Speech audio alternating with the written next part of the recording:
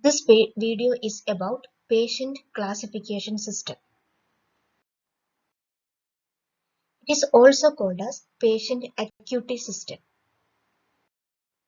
It can be defined as categorization or grouping of patients according to an assessment of their nursing care requirements over a specified period of time. It is a grouping of patients. It is done on the basis of assessment of their nursing care needs or nursing care requirements. It is done over a specified period of time.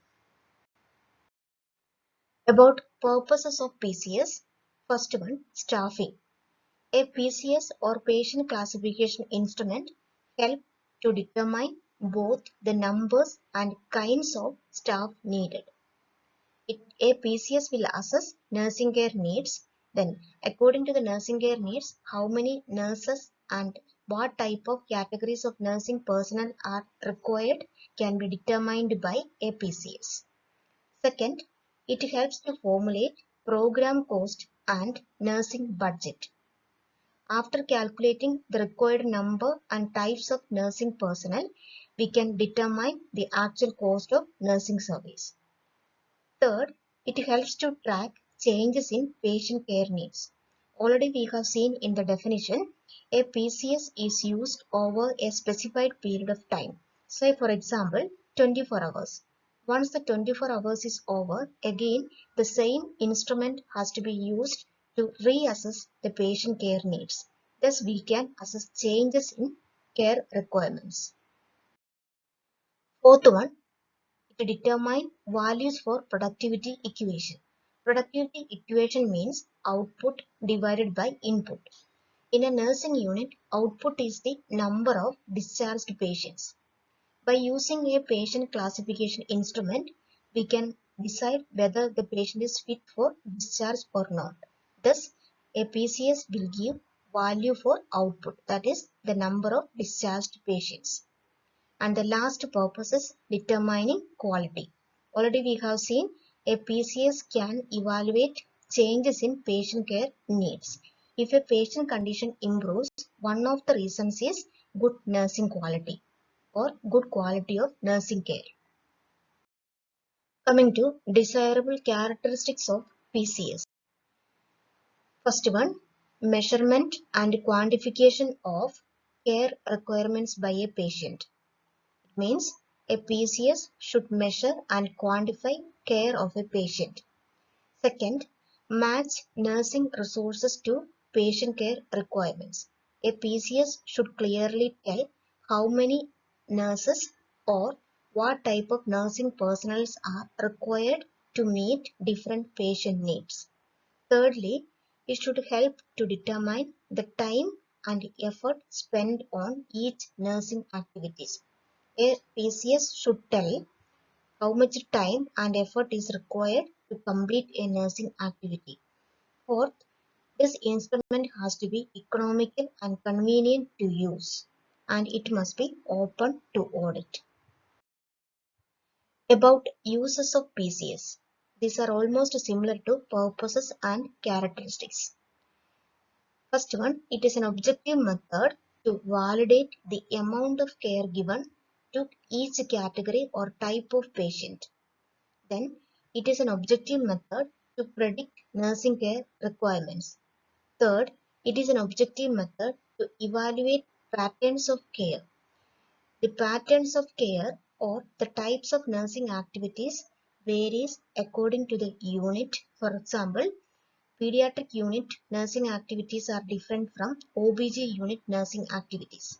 Similarly, medical ward nursing activities are different from surgical ward activities. And similarly, the nursing activities performed morning shift is different from that in the evening shift. Also, the nursing activities vary according to type of personnel. The RN perform higher levels of nursing activities compared to licensed nursing personnel. Thus, a PCS will help to evaluate the patterns of care delivered by each unit, shift and staff level. And the fourth is, it is a mechanism to revalidate on a periodic basis the amount of care given by patient category of care delivery. Coming to the types or styles of PCS. There are different kinds of PCS, but according to Sullivan, the three most commonly used PCS are descriptive PCS, checklist method, and time standard method. About the first type, descriptive. It is purely a subjective system. That means the charge nurse or the nurse manager used her own subjective method of evaluation to select a best patient category. Then, descriptive PCS is subdivided into four, or there are four categories of patients in descriptive PCS. After evaluating a patient subjectively by a charge nurse, the nurse selects the best category according to the patient's needs. The first group is self-care group or minimal care group. Patients in the category include recovering or normally requires only diagnostic procedures, patients who require minimal therapy, patients who have less frequent observation, or patient can perform daily care for minor condition, or patients who are awaiting for elective surgery. So these patients requires only minimum care from the side of nurses, or they are able to perform self-care. The second one is moderate care. In this category, the patients are moderately ill, or they are under the recovery stage from a serious illness or operation. They require nursing supervision or assistance that is related to ambulating and caring for their own hygiene.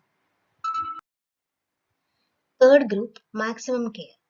The patient needs close attention and complete care by the nurses throughout the shift. The nurses initiate, supervise, perform and most of the nursing activities, as you can see in this picture. Coming to intensive care, here you can see the patients are highly dependent on nurses because they have unstable condition. Here, the patient requires frequent evaluation, observation, monitoring and adjustment of therapy. Patients in these levels include those who are in critical condition or in life and death situation. That is about descriptive method. It was a subjective evaluation system and the patients are placed to the best category according to the assessment that a charge nurse has got. Second method is checklist method. It is also a subjective evaluation system where the acuity level of a patient is assigned as a numerical value based on the level of activity in specific categories. There are different categories or care areas. Then each care area, a numerical value will be assigned.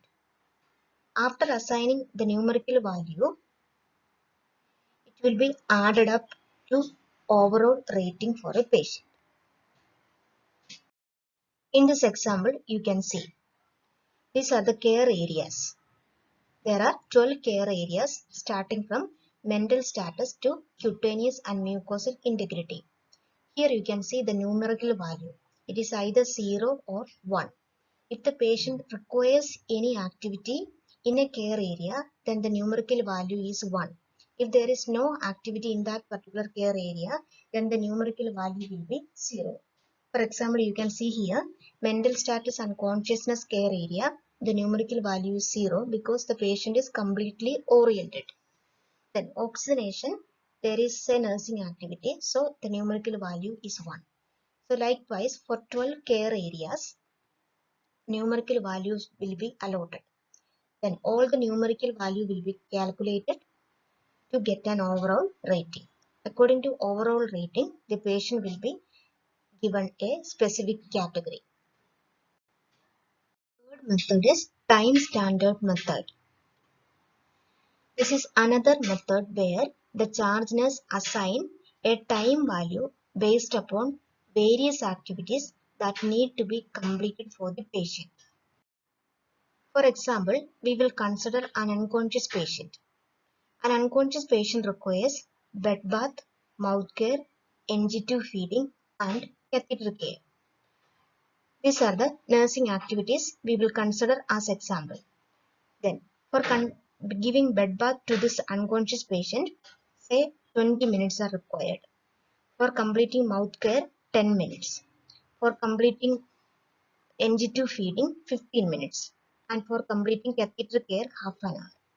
So altogether, this patient requires 1.5 hours of nursing care. We will consider another patient who is able to perform almost all self-care, but he requires only oral medication and vital signs monitoring. So to complete oral medication for this patient, we will say 10 minutes. To complete vital signs for this patient, we will say another 10 minutes. So 20 hours, 20 minutes of nursing care is required for this patient.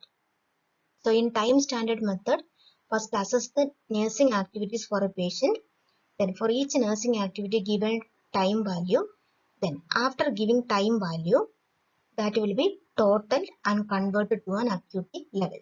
For unconscious patient in our example, the total time value was 1.5 hours, and the other patient who are able to perform self-care, the time value was only 20 minutes. So the acuity level is different. The classification system is prototype evaluation system. Here, characteristics of patients typical of each care category are listed, and other patients are classified on the basis of their resemblance to a typical patient in the list. In this evaluation system, there are different categories of patients, and each category have a set of typical features. Other patients are classified or compared to these categories for resemblance, and the patient is placed under that particular category or classification according to their resemblance. The categories are 1, that is category 1, patients with acute non-chronic episodic disease or disabilities who will return to their pre-illness level of functioning are placed in this category. The care goal here is complete elimination of the existing health problem. The patients have acute, non-chronic or episodic disease or disability, but they have ability to return to their pre-illness level of functioning. So the goal is complete elimination of the existing health problem.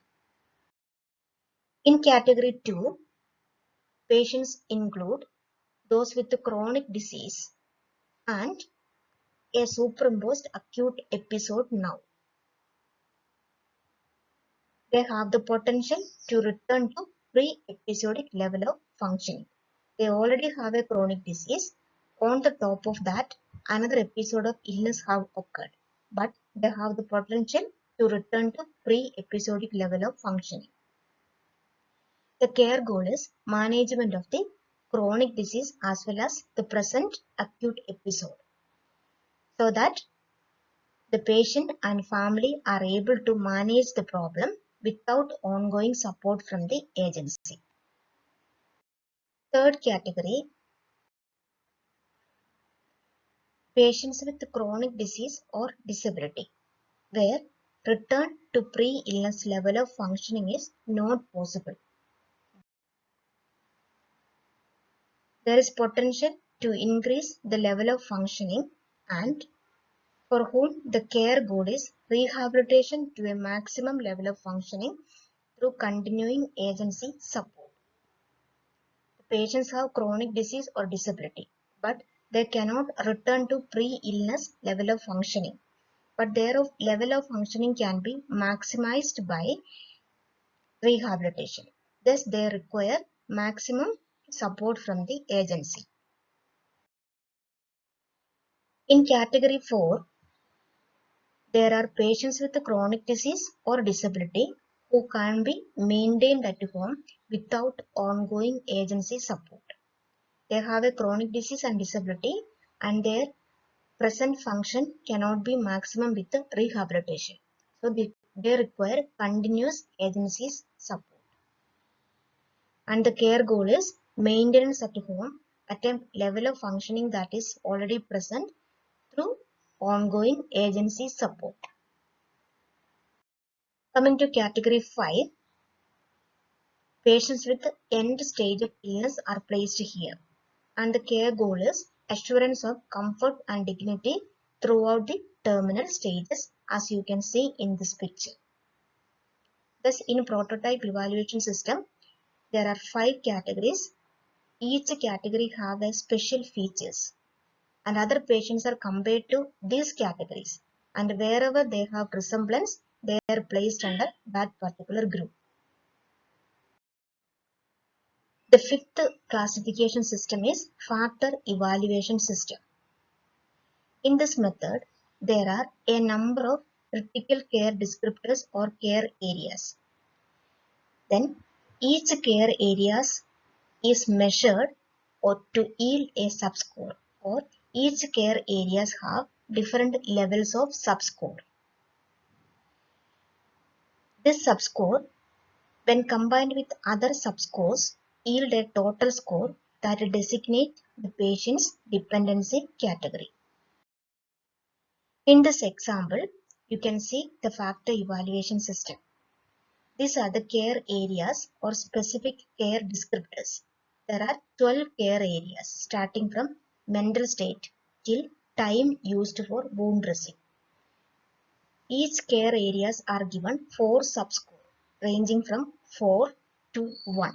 As the subscore decreases, the patient's dependency level also decreases. In other words, we can say the patient's self-care ability increases. Say for example, in mental state care area, the score will be 4 if the patient is unconscious. If there are only periods of unconsciousness, then the score is 3. If there are only periods of disorientation, the score is 2. If the patient have orientation, then the score is 1.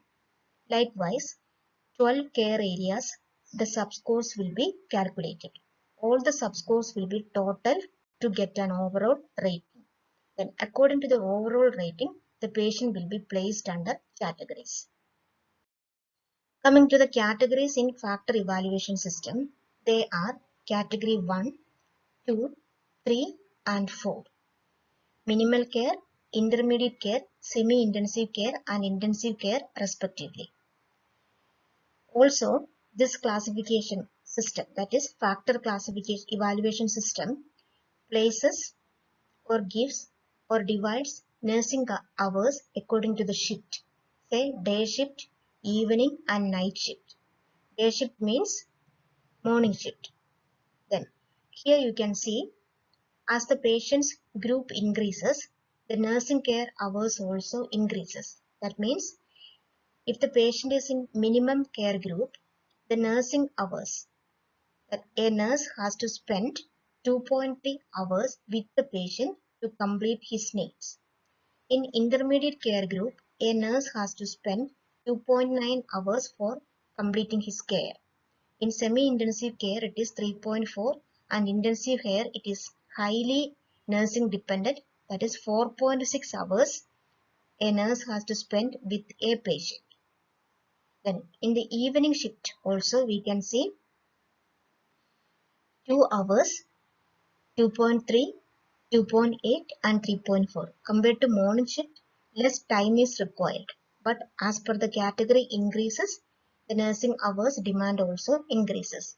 In the night shift, least amount of time is required, that is 0.5, 1, 2 and 2.8 hours. So this is about factor evaluation system. The nursing care is divided into 12 care areas. Each care areas are given 4 subscore.